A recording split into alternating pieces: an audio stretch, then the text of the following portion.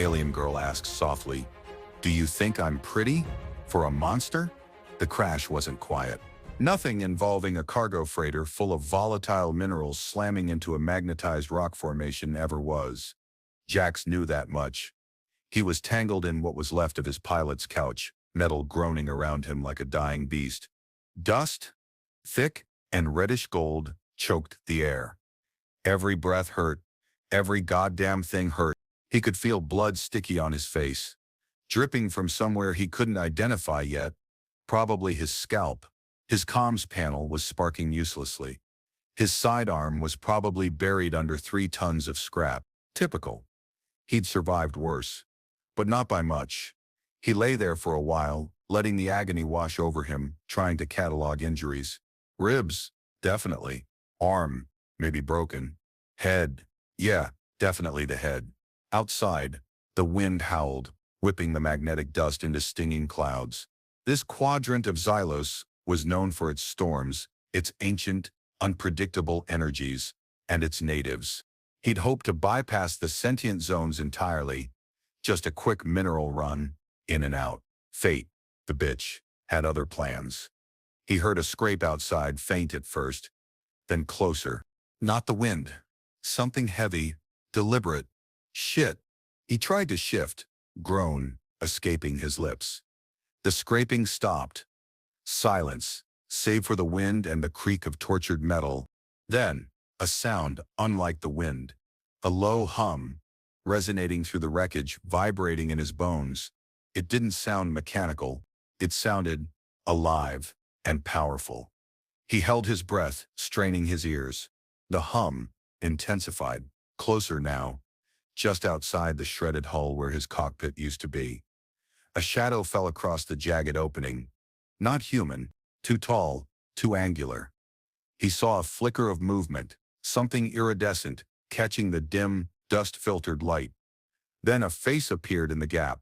It wasn't human, not even close. High cheekbones, impossibly sharp. Eyes like twin pools of molten gold, reflecting the faint light with unnerving intensity. Skin the color of obsidian, smooth and tight over alien bone structure, and running across her face, down her neck. Patterns of soft, pulsing light, shifting from azure to violet to emerald. Bioluminescence. Her hair, if you could call it that, was a crest of stiff crystalline fibers that swept back from her forehead. She wore what looked like segmented, naturally grown armor, dark and gleaming. In one hand, she held a spear-like weapon, tipped with a point of jagged, glowing crystal. She scanned the wreckage, her golden eyes locking onto him instantly. He couldn't move, couldn't even summon a sarcastic quip. She tilted her head, the humming from her throat nodes increasing slightly. It wasn't threatening, not exactly, more like intense curiosity. She didn't look scared, didn't look surprised, just assessing, predatory. She dropped lightly to the ground beside the wreck, her movements silent despite her apparent mass. She reached a hand, long-fingered, tipped with sharp, dark nails, towards him. He flinched instinctively. A low chuckle rumbled in her chest, a sound like stones shifting. The patterns on her skin flared brighter for a moment. She grasped a twisted piece of metal pinning his leg, testing its weight, its resistance. Then, with a sudden, brutal heave, she tore it free. The pain was immediate, searing. He cried out, vision blurring. She didn't react beyond another tilt of her head. She knelt beside him, those golden eyes fixing on his face. He could feel the hum in his chest now, syncing somehow with his ragged heartbeat. It was disorienting, like a low-grade tremor. She leaned closer, her alien scent, something earthy and metallic like ozone after lightning filling his nostrils. The patterns on her skin pulsed slowly, rhythmically. She reached out again, not towards his injuries this time, but towards his face. Her touch was feather-light, tracing the line of his jaw, the blood on his cheek. Her skin felt cool, smooth, and then she spoke. Her voice was low, resonant, the humming undertone still there. It wasn't harsh, not like he expected. It was almost melodic, despite the alien structure. She spoke in the common galactic trade tongue, laced with an accent that was thick with clicks and resonant tones he couldn't place. Little creature, broken thing, what brings you bleeding to this place of the hunt? Her golden eyes held his unwavering. You are not of the blood. Not of the trials. She paused, her gaze sweeping over him again, lingering on the ripped uniform, the crude bandages he'd applied before the crash. Then, unexpectedly, the intensity in her eyes softened. Just a fraction. The hum in her throat shifted, becoming almost a question, and she asked, her voice dropping lower, the alien structure making the words sound haltingly delicate. Do you think I'm pretty for a monster? He stared at her, dumbfounded. Pretty? Monster? He was lying in a pile of twisted metal on a planet known for its killer storms and xenophobic natives, bleeding from at least 3 places. And this magnificent, deadly alien predator who just ripped metal like tissue paper was asking him if she was pretty. For a monster? His brain short-circuited for a second before the sarcasm kicked in, a reflex honed by years of staring down worse things than her. Lady, I don't know what the hell you are, but you just tore half my ride apart, and now I'm stuck bleeding out in the dirt. Pretty is pretty low on my priority list right now. Though for the record, he winced, trying to shift his weight. You got interesting eyes. They glow. He expected anger, maybe her spear through his gut. Instead, the pulsating light on her skin flared again, brighter this time, and she let out that low, stone-shifting chuckle. Interesting eyes, she repeated, testing the words. Is that human? Courtship, recognition of potential. She straightened, pulling back slightly, though her intense gaze never left him. The humming in her throat deepened. This place is forbidden to your kind. Your intrusion is a violation of the hunt's ancient law. By right, I should leave you for the sands. She gestured with her spear towards the vast empty desert, stretching out under the weird ringed sky. Or claim you for the trial. Claim him? For the trial? What the hell was she talking about? Hold on, Jack said, trying to push himself up with his good arm, agony lancing through his side. I didn't intrude on anything. My ship malfunctioned.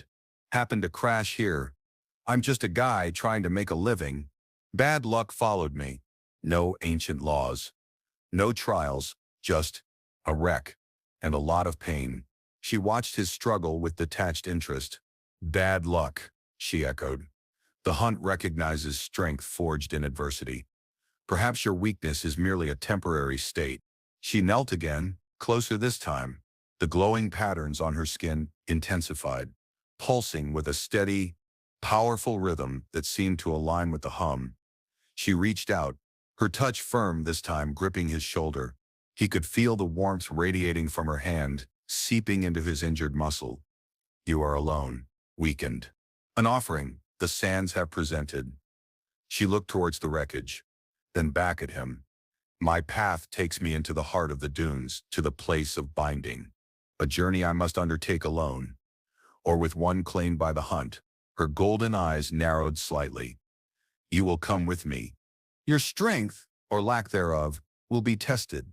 Your survival, Dadum, will be my right. He felt a prickling sensation under her touch, spreading through his arm, warming him strangely. What? No, absolutely not. I can't move, lady. Even if I could, I'm not claimed. I'm a human, Jax, and I need a medkit and a ride off this rock, not some trail. She ignored his protest. The bond of will is laid, she stated, her voice firm, ritualistic. You are claimed. Your path aligns with mine, whether you claw or crawl.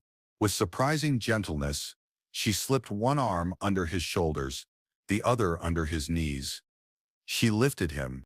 He was a grown man, not small, but she lifted him with apparent ease, like he weighed nothing. Hey, put me down, you alien Amazon, he yelped, wincing as the movement sent jolts of pain through him. She didn't respond, simply adjusted her grip. He could feel the hard, segmented plates of her armor against him, the warmth of her body, the persistent hum in her throat. We move now, she commanded, turning towards the vast, empty expanse of the dunes. Before the trackers sent your disruption. Trackers sent his disruption? What the hell was he getting into? This was way worse than a simple crash. She carried him through the magnetic storms, a figure of dark grace against the swirling reddish-gold dust. He was draped over her shoulder, bouncing uncomfortably with every long stride. His ribs screamed. His head throbbed. He focused on breathing through the pain, trying to ignore the bizarre reality of being hauled like a sack of potatoes by a glowing alien woman. "So," he grunted, voice muffled against her armor, "this place of binding, it's a long walk?" She didn't break stride. "It is the heart of the hunt cycle, where worthiness is tested and the threads of destiny are woven." Her tone was still commanding, but there was an undercurrent of something else, something ritualistic, almost reverent. "My journey requires swift passage through the ancient paths. Burden must not impede the rhythm." Burden, right. "Look, if you put me down, I can probably limp. Maybe. If you give me a minute to stop feeling like ground meat." "Movement is essential," she stated flatly. "Rest is earned in the stillness of the destination." He sighed, a painful rattle in his chest. "Earned? This sounds like a goddamn boot camp." My drill sergeant was easier to deal with, and he had breath like battery acid. Her humming shifted again. A lower frequency this time. "Drill sergeant? Is this another human ritual? A leader who tests resilience through harsh vocalization?" He almost laughed, then winced. "Yeah, something like that. Less glowy skin, more yelling. A lot more yelling." "Fascinating," she murmured, and he felt the slight vibration of her throat nodes against his leg. "The complexities of your small species. So fragile, yet capable of resilience." Resilience. He guessed that was one word for stubborn refusal to die. As they walked, the magnetic storm intensified. The air crackled, and his internal tech wrist comp, neural link interface, went wild, spitting static and phantom data streams. The sand itself seemed to writhe, lifted by unseen forces. It stung his exposed skin. She seemed unaffected. Her bioluminescent patterns flared, shimmering with the same chaotic energy as the storm, but she moved with sure-footed purpose. "The magnetic fields are strong here," she said, her voice raised slightly to be heard over the roar of the wind. "They disrupt technology, scatter those without a core resonance. My core resonance is currently—" "Oh God, make it stop," Jax muttered. "Is this storm normal?" "It is the breath of Silos," she replied, "purging the weak. Those who carry the true hunt's rhythm can navigate its chaos." He felt a strange surge of energy course through him, originating from where she held him. It wasn't unpleasant, just as foreign. It seemed to cut through the disorientation of the storm, anchoring him somehow. Was this part of the bond of will? Great. Just what he needed, an accidental psychic link with his alien captor during a hurricane. They reached a cluster of towering crystalline formations glowing faintly from within. They offered some shelter from the direct blast of the wind. She lowered him gently to the ground near the base of one crystal spire. The humming in her throat softened. "We shelter here," she announced. "The storm will pass, but the air will remain charged." He slumped against the crystal, panting.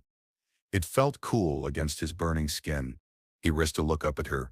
In the dim, glowing light, reflected from the crystals, she looked even more alien. The angles of her face sharper, her eyes like twin embers. "So," he said, trying to catch his breath, "you gonna tell me what this trial is? What happens at this place of binding? Am I getting sacrificed to a rock god?" She knelt in front of him, her posture relaxed, but alert.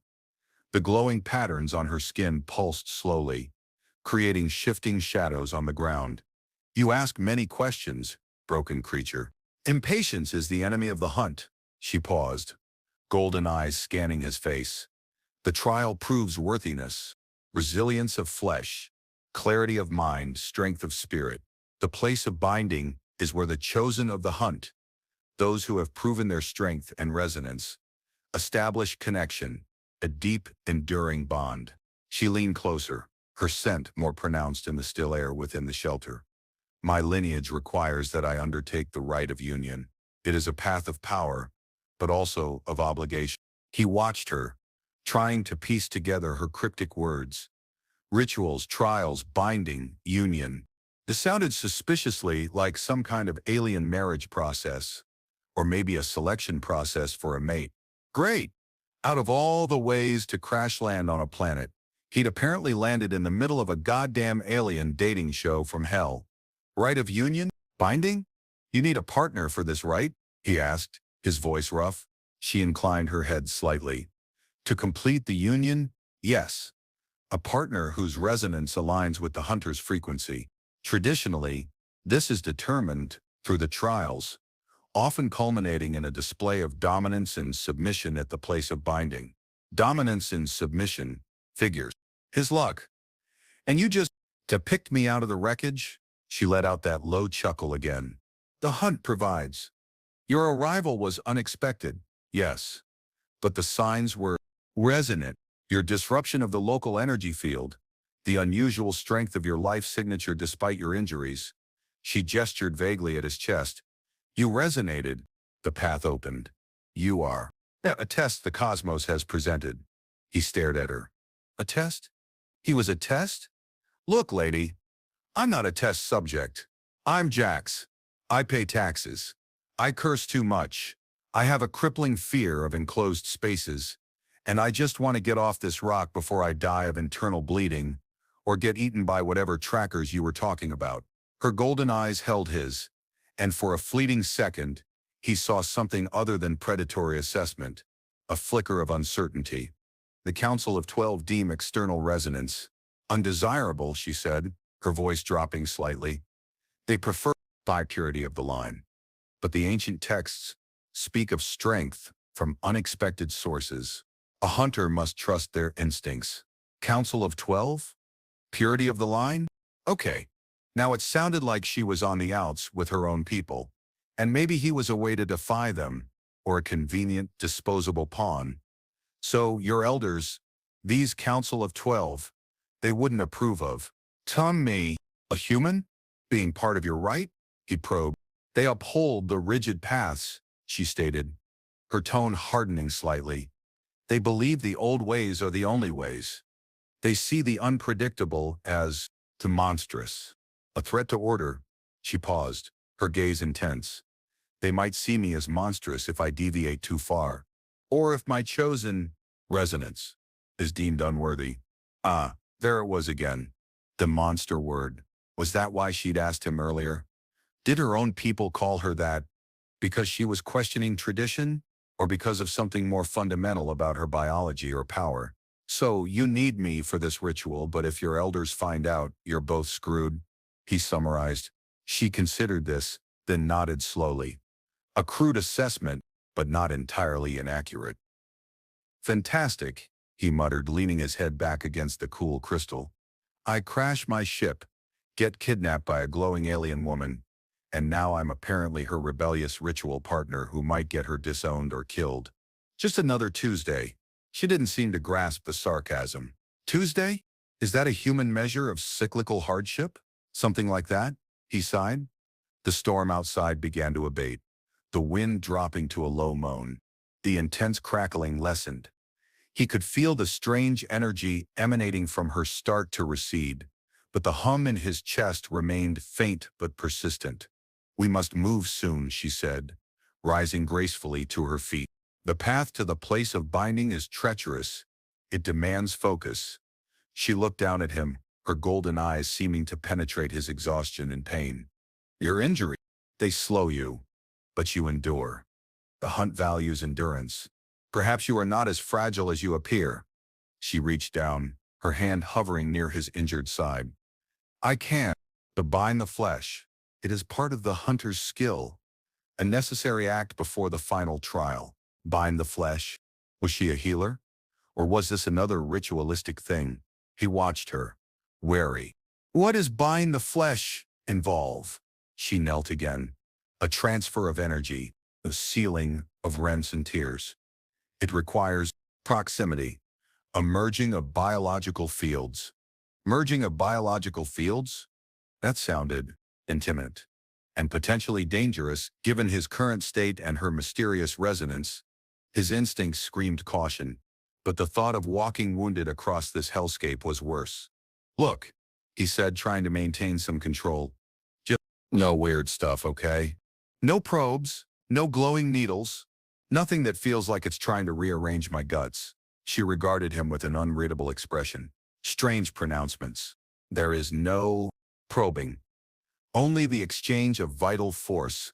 It requires trust, a yielding of the barrier between us. Trust, yielding, right? With the woman who kidnapped him and called him a broken creature. Fine, he grit out, pushing down his apprehension. Just don't kill me. She gave a small, almost imperceptible nod. Survival is the first law of the hunt. She moved closer, kneeling between his legs, her glowing patterns intensifying again. The hum in her throat deepened, resonating powerfully now. She placed both her hands flat on his chest, just below his collarbone. The warmth returned, stronger this time, spreading through his torso. It wasn't just warmth. It was a strange, buzzing vibration that seemed to seep into his bones. He felt a pulling sensation, like his very atoms were being gently coaxed. His muscles tensed involuntarily. This was definitely weird stuff. Her hands on his chest pulsed with a soft, internal light, echoing the patterns on her skin. The hum intensified, vibrating through him, a low, resonant thrum that seemed to reach into his core. It felt strange, invasive, yet soothing. He could feel his ragged breathing start to steady slightly. The sharp edge of pain in his ribs lessened, replaced by a dull ache. It wasn't healing him completely, not like advanced med tech, but it was definitely helping. He could feel something shifting under his skin, a knitting sensation. It was unsettlingly intimate. He looked down at her face illuminated by the faint glow from her hands. Her golden eyes were closed, her brow furrowed in concentration. Sweat beaded on her obsidian skin. This was taking effort. What? Claw. What are you doing? He whispered, voice hoarse. Binding, she replied, her voice a low murmur, strained, connecting the torn threads. Your human flesh is resilient, but slow to mend. My energy encourages the repair. Her hands shifted slightly, moving down his torso, tracing the lines of his ribs. The heat intensified wherever she touched. The resonance between us, the quiet amplifies the effect, makes the binding faster, stronger. Resonance. That word again. It felt like she wasn't just healing him, but aligning him. There was a faint tingling sensation in his hands and feet, a mirroring of the energy pulse he felt in his chest. This wasn't just a medical procedure, it felt like a prelude to something else, something ritualistic, as she'd said. When she finished, she drew her hands back slowly. The light faded from her skin. The humming quieted, though the faint hum in his chest remained. She opened her eyes, and he saw exhaustion in their golden depths. It is done, she said, her voice softer than before. She looked down at his torso, where she had touched him. Faint, ephemeral lines of azure light shimmered just beneath his skin, fading even as he watched them. Ghost echoes of her touch, her energy signature. You will mend faster now. The greater injuries still require time, but you can move, walk. She rose, offering him a hand. He hesitated for a moment, then took it. Her grip was strong, firm. He pushed himself up, wincing but able to bear weight on his leg.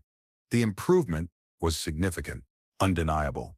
Well, shit, he said, testing his ribs with a careful breath. That worked. Thanks. She didn't respond to the thanks, simply watched him assess his own body. You are still broken, but functional. The path requires functionality. She turned, stepping out from the shelter of the crystals. The air outside was still, charged with residual energy from the storm. The vast red dunes stretched out before them under a sky filled with strange alien constellations and the glowing rings of the planet's moon. The place of binding lies beyond the whispering peaks. It is several cycles walk. Several cycles of days, weeks. Great. A forced hike with a half-healed body across a killer desert with an alien who thinks I'm a test subject for her weird ritual. He sighed. Just keep telling yourself, It's not the worst Tuesday. She looked back at him, her head tilted. Tuesday? That measure again? Does it hold significance in your personal hunt? Yeah, he said grimly. Tuesday is generally when my life goes to shit. She seemed to ponder this, a flicker of amusement in her golden eyes. Perhaps you possess a natural resonance with chaos. The elders would deem that monstrous. He snorted. Or unlucky. I prefer unlucky. They started walking. She set a relentless pace. Long, easy strides that he struggled to match even with his partial healing. He pushed through the pain, through the exhaustion. He watched her back, the rhythmic shift of the glowing patterns on her skin. She was a creature of this environment, perfectly adapted, moving through the difficult terrain with effortless grace. He was a fish out of water, stumbling through sand that threatened to swallow him whole, under a sky that felt alien and hostile. Hours bled into cycles. The sun, a pale, distant disk, sank below the horizon, and the rings of the moon glowed brighter, casting long, deep shadows. The desert came alive with faint, glowing flora and the rustle of unseen nocturnal creatures. The air grew cold. He was bone-tired, every muscle screaming in protest. Hey, he gasped, stumbling slightly. Can we? Yes. Can we stop for a bit? My meat suit is hitting its limits. She stopped, turning back to him. He leaned forward, hands on his knees, sucking in deep, ragged breaths. She studied him, her expression unreadable in the dim light. Weakness, she stated. Not a question, a simple observation. I'm human, he snapped, straightening up despite the protest from his body. Not some tireless alien machine. I need rest. The hum in her throat started again, a low thrumming that seemed to fill the quiet desert air. She stepped closer, reaching out a hand. He flinched slightly, remembering the strange binding sensation. She didn't touch him this time, just held her hand near his face. The glowing patterns on her skin flared softly. You exhibit defiance, she said, her voice low. It is unexpected. The captured usually yield. Captured. Right. He forgot he was technically her prisoner. I'm not captured, he corrected her, though it felt like a weak argument. I crashed. You found me. Big difference. She lowered her hand. The difference is semantic, she stated. The reality is imbalance. I possess strength. You possess vulnerability. I set the path. You follow. This is the dynamic of the hunt. The dynamic of the bond. Bond. Again, she was hitting him with this bond concept constantly. It felt like she was trying to force something onto him. Something beyond just physical capture. Whatever you call it, I need sleep, he insisted. Unless you want your test subject to collapse into a sandy puddle. She was silent for a moment, golden eyes reflecting the faint moonlight. The humming from her throat nodes pulsed gently. Then, she gestured towards a small overhang created by a cluster of rocks. There, she said, shelter from the wind. Rest will be brief. The path demands swiftness. Brief rest was better than no rest. He trudged towards the rocks, collapsing gratefully against the rough stone. He pulled his ripped jacket tighter around himself, shivering in the night chill. She settled nearby, cross-legged, her spear resting across her lap. She didn't appear to feel the cold. Her glowing patterns shifted and pulsed slowly in the darkness, like a living constellation. He watched her, exhaustion warring with curiosity and a deep sense of unease. What was this place of binding? What did this bond entail? And what exactly did her people mean by calling her a monster? He drifted in and out of sleep, the cold and the pain too persistent for true rest. Every time he stirred, he saw her sitting there, silent, vigilant, the soft glow of her bioluminescence, the only sign of her presence in the deep desert night. The hum in his chest was still there, a faint vibration that felt inextricably linked to her. When dawn finally broke, a sliver of pale light on the horizon, she was already standing. Wake, she commanded, her voice sharp, cutting through his exhaustion. The light cycle progresses. The path calls. He groaned, pushing himself up. Every muscle ached. The binding she'd done yesterday had helped, but he was still battered and bruised. Yeah, yeah, I'm up, he mumbled, staggering to his feet. He felt stiff, sore. You don't believe in sleeping in, do you? She didn't respond, already moving away from the rocks, heading deeper into the dunes. He followed, grumbling under his breath. The day was a repeat of the last, a grueling march through the endless sand under the strange alien sky. His thirst was becoming a problem. He'd lost his water supply in the crash. Hey, alien, he called out, got any water? Or whatever you guys drink. She stopped, turning back. Sustenance is for the weak who cannot draw energy from the air and light, she stated. I require none. Great for you, he said, pulling his shirt collar away from his sweaty neck. Bad for the guy who needs water to, not die of dehydration. Humans are fragile, remember, little creatures? She studied him for a moment, the glowing patterns on her skin pulsing faintly. Then she walked back to him. She reached out, placing a hand on his forearm. The now familiar warmth and hum started, but this time it felt different.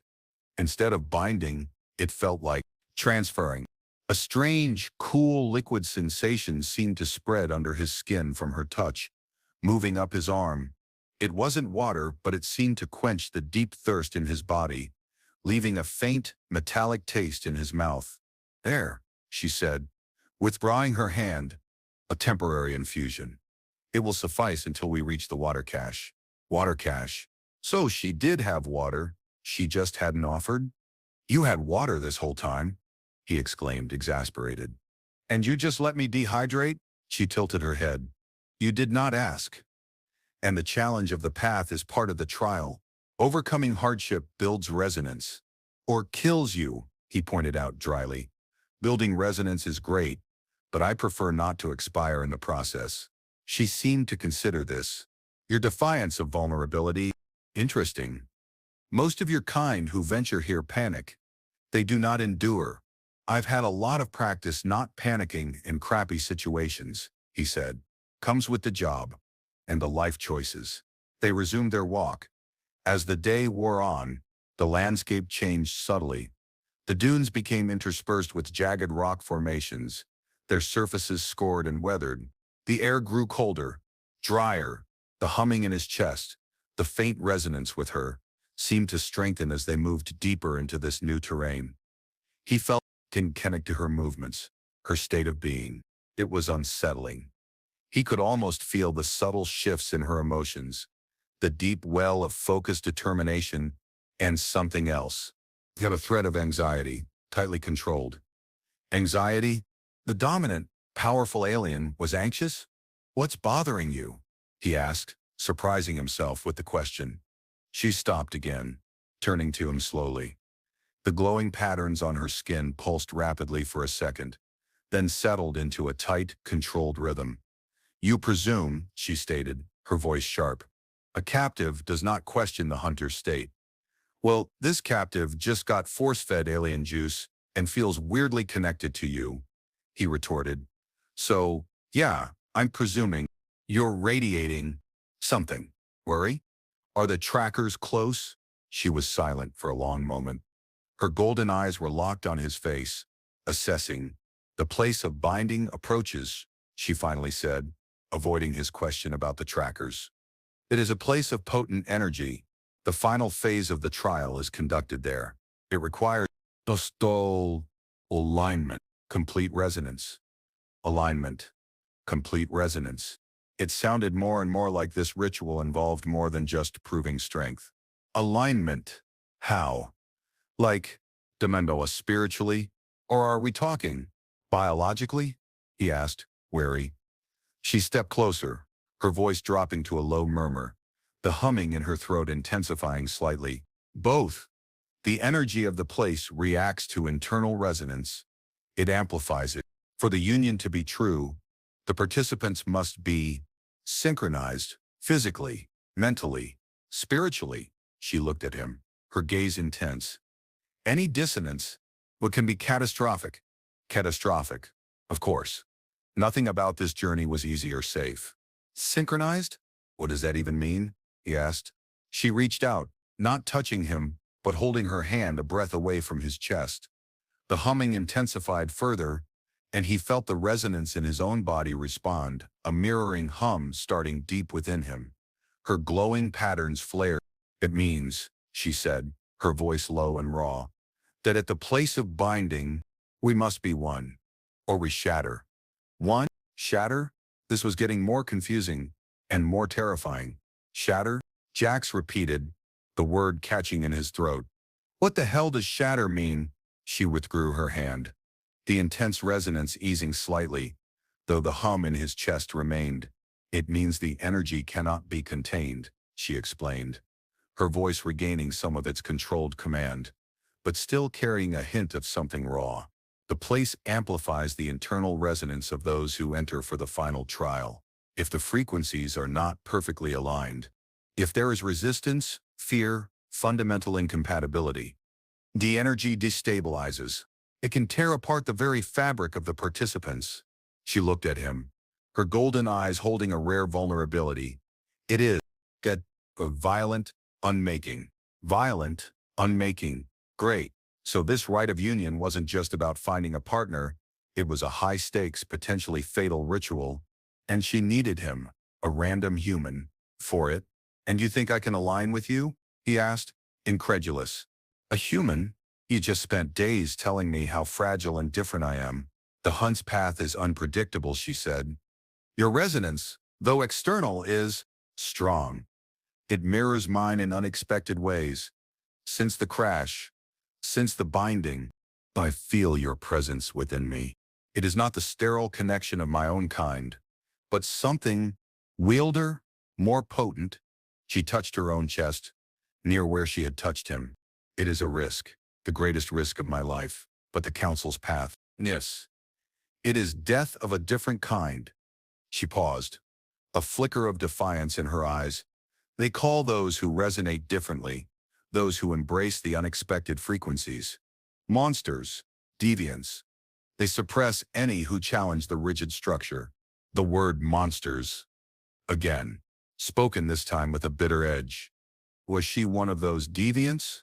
Was that why she'd asked him that question by the crash site? "So you're using me to screw over your elders?" he asked, a slow realization dawning. You'd rather risk getting violently unmade with a random human than go through with whatever marriage ritual they have planned. She didn't deny it. "The male chosen by the council is weak. His resonance is shallow. The union with him would weaken my lineage, diminish my power. It is unacceptable. The hunt seeks strength. The place of binding demands truth of resonance. Your presence offers a different truth." He ran a hand through his sweat-slicked hair. Okay, let me get this straight. You need a partner with compatible resonance for this ritual. Your family's picked some guy you don't like. I crash land, somehow ping your weird alien radar, and you decide I'm a better bet for your fatal marriage ceremony than your intended. And if it doesn't work, we both go boom?" She nodded slowly. "Essentially, though the term marriage ceremony is insufficient. It is a merging, a transformation, a claiming of power. Merging, transformation. Okay, definitely not just walking down an aisle. And what if I say no?" he challenged. "What if I tell you to shove your resonance and try to walk back to my crash site?" Her expression hardened instantly. The vulnerability vanished, replaced by the cold, predatory look he'd seen first. "You cannot," she stated flatly. The bond of will was laid at the wreck. The binding of flesh reinforced it. Our frequencies are now intertwined. To forcibly separate them before the energy of the place of binding either solidifies or shatters the connection, it would cause internal rupture. For both of us, a slower, more agonizing unmaking than the place itself. He felt a cold dread creep up his spine. He was tied to her, physically, biologically, energetically. He couldn't leave. His fate was linked to hers, to this dangerous alien ritual. You bonded us?" he asked, his voice barely a whisper. "Without asking?" "Asking is for those with a choice," she said, her voice devoid of apology. "The hunt provides opportunity. I seize it. You were provided." "You manipulative bitch," he snarled, rage flaring through his exhaustion and pain. You dragged me into this suicide pact because your arranged marriage sucked. She didn't flinch at his language. In fact, a strange intensity entered her eyes. The humming in her throat deepened. Faster this time, a different frequency. Defiance, she murmured, stepping closer. Rage, potent emotions. They resonate with the deep currents of the place. She reached out, her hand touching his cheek. Her skin was warm, pulsing with light. The place of binding amplifies truth. Your anger, it speaks a truth. A strong frequency. Her thumb traced the line of his jaw, moving down to his neck. The humming intensified, filling his ears, his head. We are close now, she said, her voice low, resonant. The air grows thick with potential. The energy calls. He felt a dizzying surge of power in the air around them, a humming vibration that matched the one in his chest. The sand underfoot seemed to pulse. Ahead, in the distance, he could see a cluster of towering structures, unlike anything natural he'd seen before. Not rock, not crystal, but something organic-looking grown from the desert floor, humming with a visible energy field. The place of binding. And the pull towards it was undeniable. He was bound, trapped. His only way out was through this ritual. With her. His gaze dropped from her eyes to her lips, then lower, to where the pulsating light on her skin seemed brightest. The humming sensation in his own body intensified, not just in his chest, but lower now, a strange primal heat building. This wasn't just about survival anymore. It was about the raw, undeniable energy crackling between them, amplified by the impending ritual site. Her golden eyes fixed on his, tracking the shift in his gaze, the sudden quickening of his breath. The corner of her mouth curved up in a small, predatory smile. You resonate, broken creature, she whispered, her voice thick with the humming. The place calls to the truth of your desire. Desire? In the middle of pain, exhaustion, and mortal terror, he felt his face flush. Maybe the lack of water was getting to him. Or maybe she was right. Maybe there was a primal current running beneath the fear, a dark, unexpected pull towards this strange, powerful alien woman who held his life in her hands. The humming intensified. As they approached the organic structures, they rose from the sand like colossal, glowing bones, pulsing with internal light, giving off heat and a disorienting energy field. It felt like walking into a biological furnace. The air crackled with static thick with her scent and a strange, sweet odor emanating from the structures. Jax felt the humming in his chest deepen, spreading throughout his body, a resonant thrum that was both painful and exhilarating. His injuries seemed to pulse in time with it. He glanced at Arkan. Her bioluminescent patterns were flaring wildly, cycling through colors at speed. Sweat glistened on her skin, and her golden eyes were wide, dilated. The controlled composure she'd maintained for days was cracking. She looked overwhelmed by the energy, yet also drawn into it. What's happening? He gasped, the air feeling thin despite the heat. The place, she said, her voice strained, laced with the powerful hum emanating from her throat. He resonates with the bond, amplifies the frequencies. She reached out, taking his hand. Her grip was tight, almost crushing. We must enter, before the energy peak is upon us. We must. Align. Now, in this state, with this overwhelming energy, his mind was reeling. He was scared, hurting, but beneath it all, the strange building heat he'd felt before was surging, fueled by the energy of the place, by her touch, by the raw, animalistic panic and attraction swirling together inside him. They passed through an archway formed by two massive, glowing, bone-like structures. Inside, the humming was deafening, vibrating through his very atoms. The ground underfoot was not sand, but a smooth, warm surface that pulsed with light. Structures twisted and coiled around them, forming a vast, echoing chamber filled with soft, shifting light. In the center was a raised platform, shimmering with an even more intense energy field. The altar of union, Arkan breathed, her voice trembling slightly. Where the frequencies meet, she looked at him, her golden eyes blazing with a mixture of fear, determination, and something else. The desperate need. Jax, we are bound. The place demands truth of resonance. If there is dissonance, we shatter, he finished, the word tasting like ash. He looked around the chamber, the overwhelming energy, the alien beauty and terror of it all. He looked back at her, her face illuminated by the pulsing light, her alienness stark and undeniable, yet strangely compelling in this moment. This was it. Sink or swim, shatter, emerge. The heat in his body was unbearable now, a searing need that felt biological, primal, fueled by the place's energy and the bond between them. Arkan was radiating heat too, her bioluminescence a frantic dance across her skin. Her breathing was shallow, quick. The humming from her throat was a continuous, powerful thrum that seemed to vibrate deep within him. She moved towards the altar, pulling him with her. Her gaze was fixed on him, intense, searching. The place seeks balance, she said, her voice low, husky. Strength must meet acceptance. Dominance must find its counterpoint. She reached the altar, stepping onto the raised platform. The energy there intensified, washing over them, making his vision swim. She pulled him onto the platform with her. The trial of resonance, she stated, her voice stronger now, laced with a ritualistic cadence. Truth, revealed through convergence. She stood before him, chest to chest. He could feel the rapid thrumming of her heart against his own. The heat between them was explosive. Her hands went to the fastening of her segmented armor, pulling it open slowly. The luminescence beneath was even more vibrant, shifting patterns visible beneath the semi-transparent plates. The union requires vulnerability, she whispered, her voice thick with the hum. The shell must be shed, flesh must meet flesh, to find true resonance. She finished opening her armor, letting the front plates fall open, revealing her bare torso.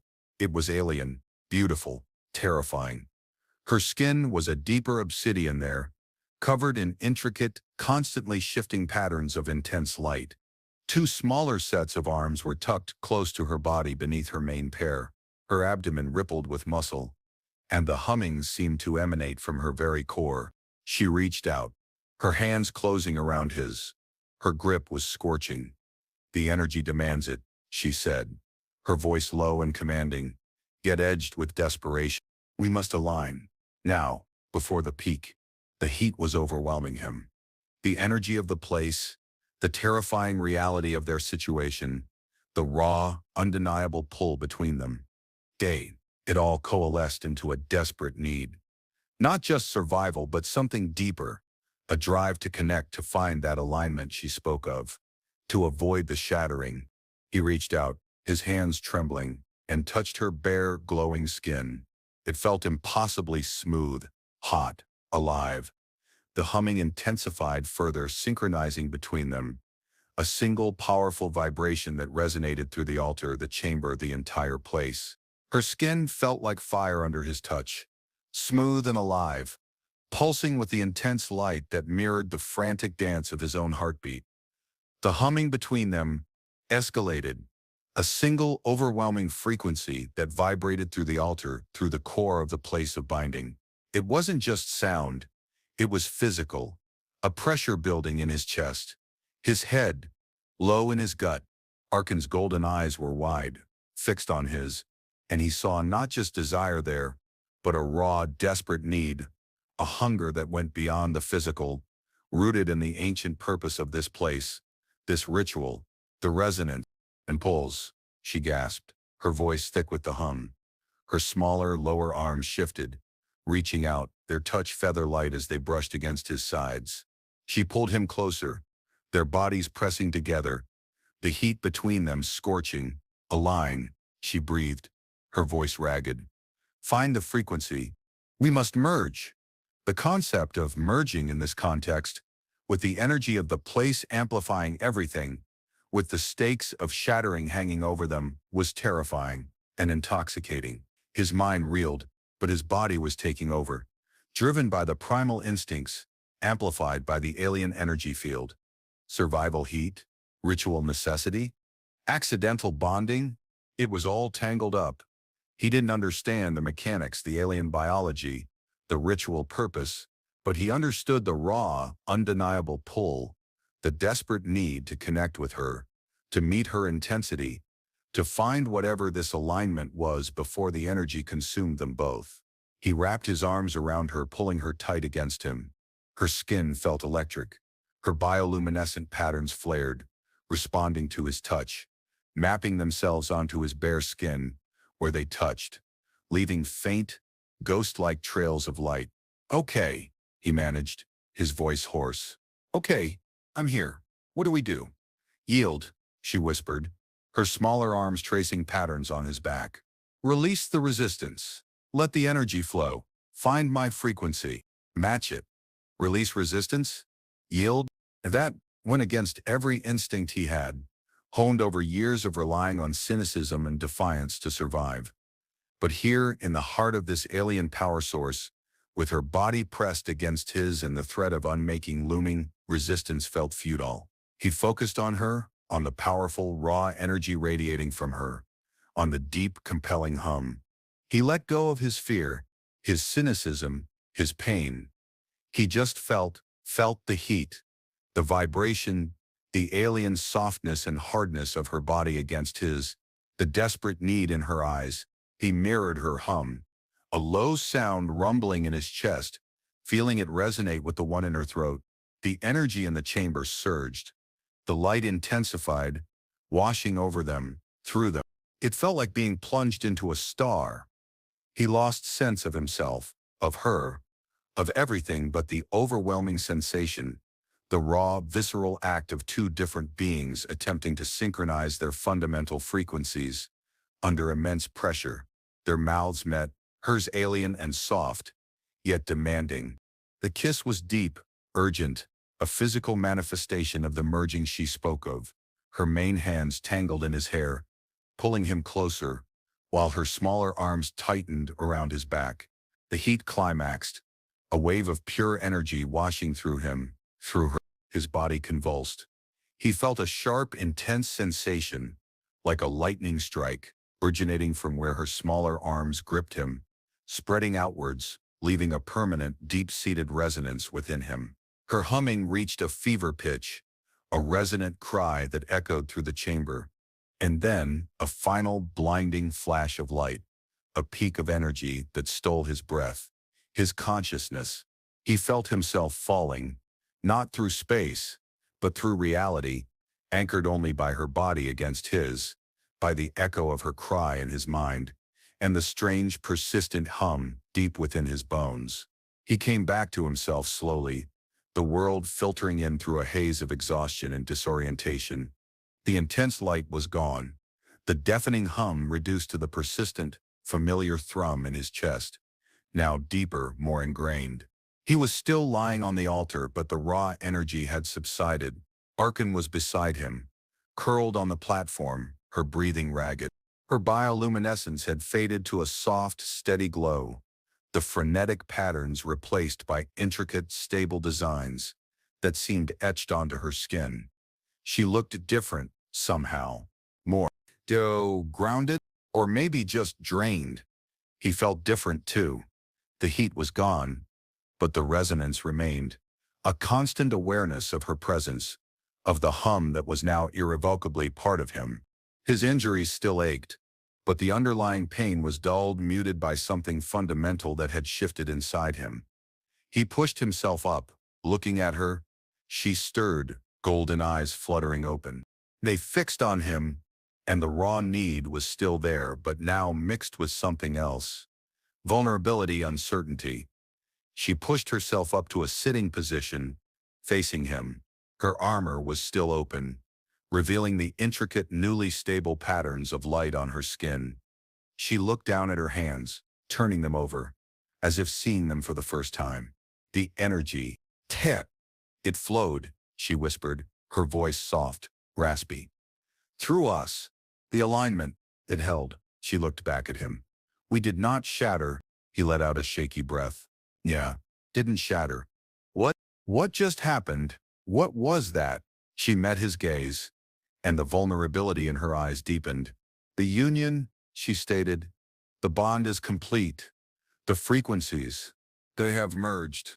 She reached out, her hand hovering over the faint ephemeral lines of light that still occasionally surfaced on his skin, where she had marked him during the binding days before, now stronger, more persistent. The mark died. It is deep now, written in your flesh, in your energy. You are claimed by the hunt, by me, claimed by her. The word hung in the air between them. This wasn't just a physical act, it was something more profound, more alien. It felt like a brand, an indelible link forged in the heart of a powerful ritual site. Claim, he repeated, the word tasting foreign, dangerous. What does claimed mean here? Besides you hauling my ass across the desert? She lowered her hand.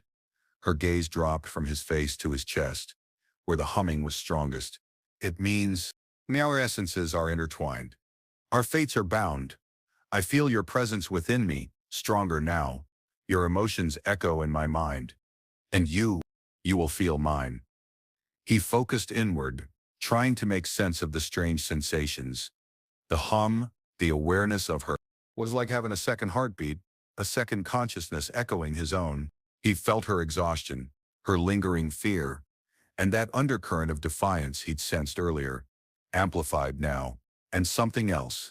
A complex tangle of relief and apprehension regarding him, regarding the ritual, regarding the consequences. So, we're psychically linked now? He asked, putting a human term to it. She considered the word linked. Yes, by the energy of the place, by the truth of our resonance. She looked away for a moment, her gaze sweeping across the glowing chamber. This place, it reveals true resonance. It rejects falseness. The council's choice, he would have shattered. His frequency was a lie. She looked back at him, her golden eyes searching his face. You are not of the blood, not of the paths, but your resonance. Cause, it is true, unexpectedly true. She took a deep breath, her shoulders slumping slightly. The high wire tension of the ritual was gone, replaced by the heavy weight of consequence. The union is witnessed by the place itself. Its energy signature will carry the news. The council, they will know that the rite was performed. Know that I chose differently. Know that she chose a human, a broken creature, an external resonance, a potential monster in their eyes. He finally understood the weight of her question by the crash site. She wasn't just asking if he thought she was pretty. She was asking if he could see past the monster her own people might perceive, not just in her, but in the bond she was forming. So, he said, voice quiet, they're going to be pissed. A grim expression crossed her face. They will view this as an abomination, a defilement of the sacred hunt lineage. They will seek to rectify it. Rectify. He had a bad feeling rectification involved violence. Rectify how? Send those trackers after us. Worse, she said, her voice barely a whisper. They will send enforcers, those who cleanse the lineage of impurity. She met his gaze, and the vulnerability was profound this time. They will seek to unmake the bond. And us. Unmake them. Violently unmake the bond she had just risked everything to create with him. He looked at her, this powerful, alien woman who had kidnapped him, dragged him through hell, and bound herself to him in a cosmic ritual. He felt the echo of her fear through their new link, her deep-seated anxiety about facing her people, about the consequences of her defiance. And beneath it, a tremor of something else, something hopeful, fragile, a silent question. Did he regret the bond? Did he see her as a monster for what she had done? The answer surprised him. No. He was angry as hell about being forced into this, about the danger, about the loss of his old life, however crappy it was.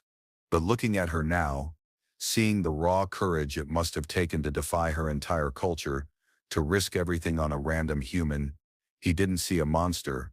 He saw a survivor, a rebel, Someone who had taken a desperate gamble, and he was tied to that gamble now.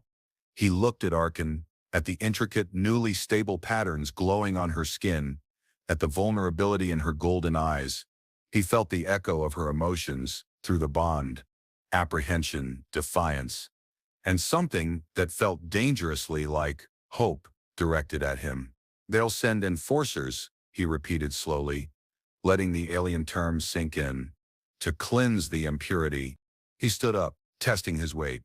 The strange energy and the physical act of bonding had left him feeling weak, but also strangely full, as if the ritual had filled a void he hadn't known was there. "So, let me guess," he said, looking out at the towering, organic structures of the place of binding, no longer radiating raw power but humming with quiet aftermath. "We don't exactly get to hang around here and wait for pickup." Arkin rose, her movements fluid despite her exhaustion. She readjusted the front plates of her segmented armor, covering the glowing patterns, though the light still pulsed faintly through the material. "The energy signature of the completed union will draw them," she stated, her voice regaining some of its command, though softened by fatigue and the emotional resonance he felt from her. "We must move, disappear into the outer regions. Seek refuge where the Council's reach is less absolute. Seek refuge." With the woman who had involuntarily bonded him to her in a ritual that made them targets, his life had taken a hard left turn off the highway and straight into a cosmic minefield. But as he looked at her, really looked at her, he didn't feel the crushing despair he expected, just a grim determination. He was in this now, tied to her, and she, despite being a dominant alien warrior heiress, was now vulnerable because of him, because of the choice she'd made. "Right," he said, nodding. "Disappear. Seems to be my new job description.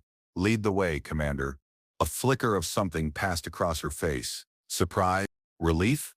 He felt a warmth spread through the bond between them, a faint echo of gratitude. "My path is clear," she said, securing her armor and picking up her spear. She turned, heading back towards the archway. As they walked, side by side, through the quiet, humming structures, the question she had asked him by the crash site echoed in his mind. "Do you think I'm pretty for a monster?" He looked at her profile, at the sharp angles of her face, the faint glow emanating from her skin, the powerful grace of her movements. She was alien, undeniably. She had been ruthless, manipulative, dangerous, but she had also healed him in her way, risked everything for a chance at freedom from her culture's constraints, and now stood exposed and vulnerable with him against a shared enemy. Pretty, maybe not in a human sense, but she was magnificent, resilient, and somehow, against all logic, against all his cynicism, inextricably bound to him now. He felt the hum in his chest, a constant reminder of their connection.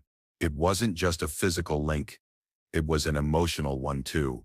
He could feel her fear, her resolve, her strange, quiet longing.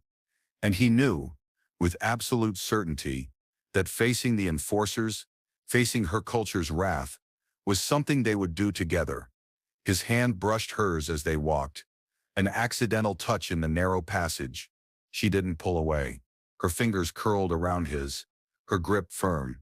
Not possessive this time, but connected. A shared anchor in the storm that was coming. They walked out of the place of binding, leaving the glowing structures behind, stepping back into the vast, red desert. The sky was clear now, the rings of the moon high overhead casting a soft light on the dunes.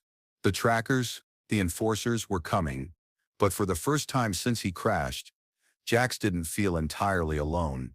He was claimed by a monster, maybe, but his monster, and somehow that felt less like a death sentence and more like the beginning of a very dangerous, very complicated adventure.